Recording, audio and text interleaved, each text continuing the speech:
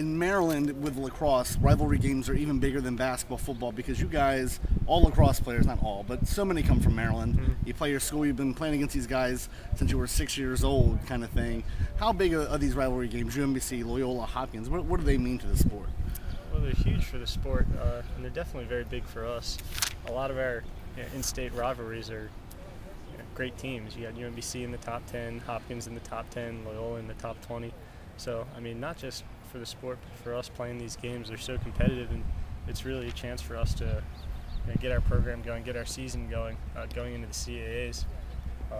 Just for the sport, though, it's a huge rivalry. You got people from all over Towson, all over Baltimore coming out, watching the game. Not just the school support, but the whole town support. When you go to Hopkins, it's always a big game because great crowds. It's usually on television. So they've really got that nice home field advantage when you go over to Homewood Field. For Wednesday, how important is it to get a record-setting crowd, to get that huge crowd in here, to get you guys over that hump and get that win? It's so important. You can see it this year having 10 road games and 5 home games. Not just Hopkins, we really got to take advantage of our home games. The crowd makes such a big difference. Just after every goal, having that crowd behind you, keep the momentum going. Coming up against Hopkins, it's essential that we have a good crowd and that we have the support from them to keep us going through that game.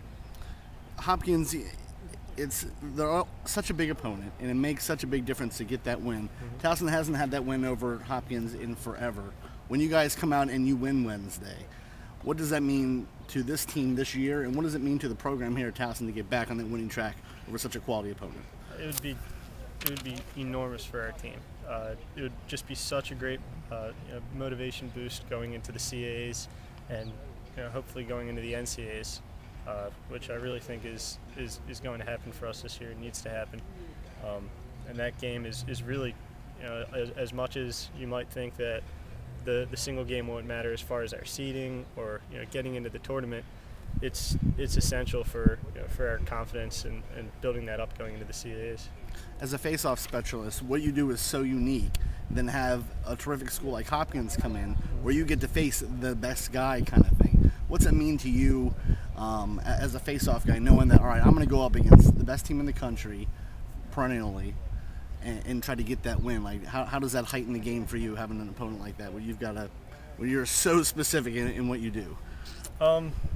Well, it's every time we go against Hopkins, I've played against them 3 years in a row now, and right. It is you could say it's just another game, but you do get a little more fired up when you play against Hopkins.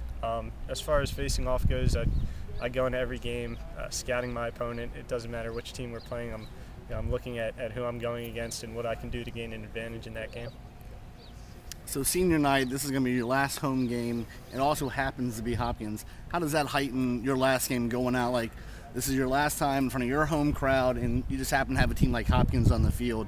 You want to go out with a bang. How does that heighten that day for you? Well, I'm really hoping that it won't be our last home game and that we can get some home games in the CAA tournament. But it's huge. We need to win this one. Haven't beaten them while I'm here. Senior night.